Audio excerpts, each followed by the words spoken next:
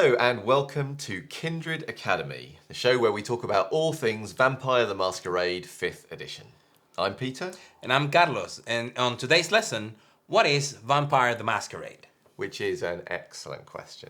So Vampire the Masquerade is a tabletop role-playing game, which is a little bit different to a lot of role-playing games because in many games you play the heroes, or even the superheroes who are off saving the world or saving the galaxy, whereas in this game you play vampires, and not lovely sparkly vampires either. They're much more monstrous vampires. The true vampires. The true vampires. And it is a game which explores dark themes and essentially what it's like to play a monster. Vampire the Masquerade started about in 1991. It was an original game by Mark Rein-Hagen. In 1992, they won the Origins game for Best Role-Playing System. There was a revised edition in 1992, then on to a third edition, I believe it was in 1998. In 2011, they went on to do Vampire the Requiem, and now we are in Vampire the 5th edition, or V5.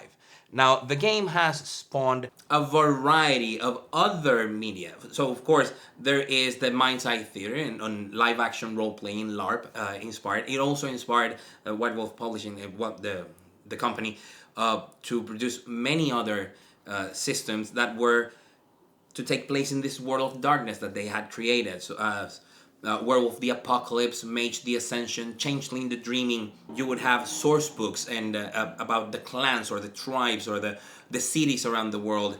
It would have an all-encompassing even meta plot and novels around it. There was a card game. There was, during the time of Vampire the Requiem, there was a tabletop game. Even music from the Succubus Club.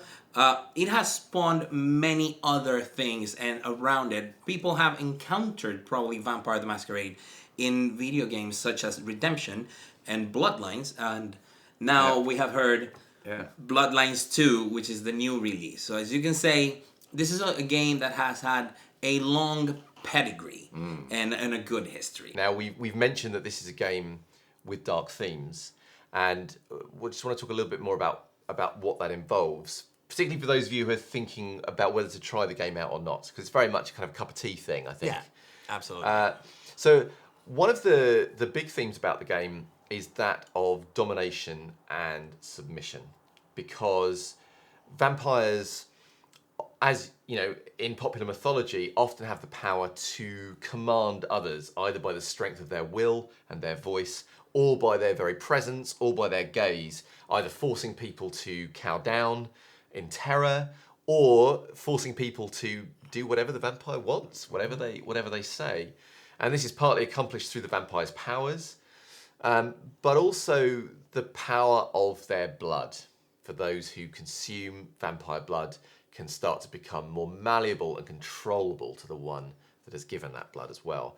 And this puts quite a different twist on the game, because in a lot of role-playing games, you are playing heroes and characters who do not have to bow down to social norms, who can transcend those kind of shackles that maybe we in our mundane everyday lives are kind of, these things. But in Vampire, it goes the opposite way. You will often find yourself having many of your liberties and your freedoms stripped from you, and being put into positions that your character will not like, but has to still manage. Not to mention things like age. Older vampires would hold younger and less powerful vampires under their heel. It's a very also stagnant system in which your superior or boss never retires unless it's forcibly removed, and by that I mean given final death.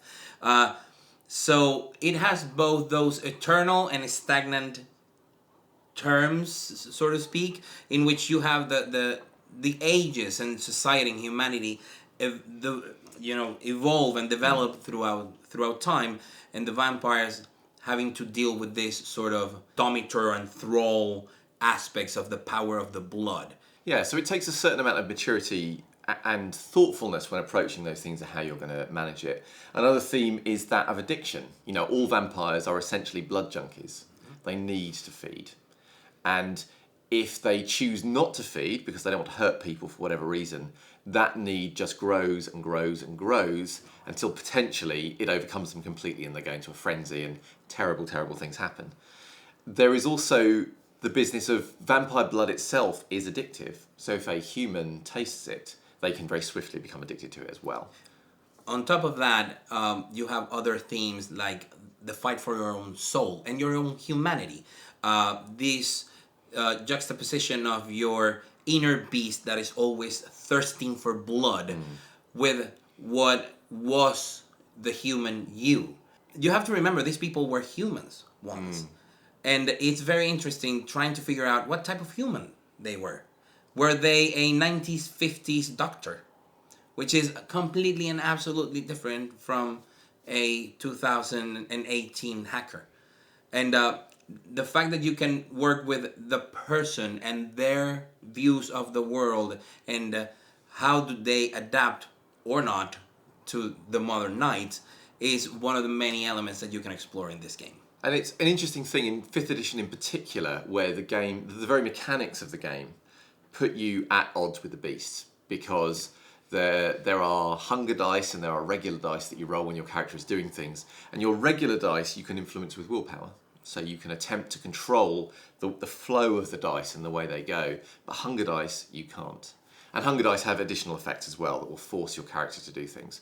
So for some people, they hate that kind of thing. They hate the idea that they don't have complete control over their character. But it's actually a central theme of the game, that you are, by your action, constantly in a war to stop the beast taking over you, even in kind of very subtle ways, in the way that you might have a social interaction, or the way you might even follow someone across a street, down to, do you attack someone? Do you feed upon someone? Do you flee from someone? And these things that careless vampires can find themselves losing control completely, quite often. And it often forces you to make moral choices. And often moral choices where they're all bad options, but you're trying to choose the kind of the least bad, as you're playing. Having said all of that, it's also a game where those moments of humanity or those moments of hope can be especially powerful as well. And it's an interesting thing where, as a vampire, to maintain your humanity, you need to maintain contact with humanity. But at the same time, humanity themselves are tempting you towards dark acts. And that balancing act is very much kind of at the core of the game. So we've talked a bit in general terms, but in terms of what it's about, what kind of things do you do in this game? Well, the principal thing you do is you try and survive. This is a game where sometimes just getting through the night, getting the blood you need to exist without being caught, without being destroyed, can be the focus of a session.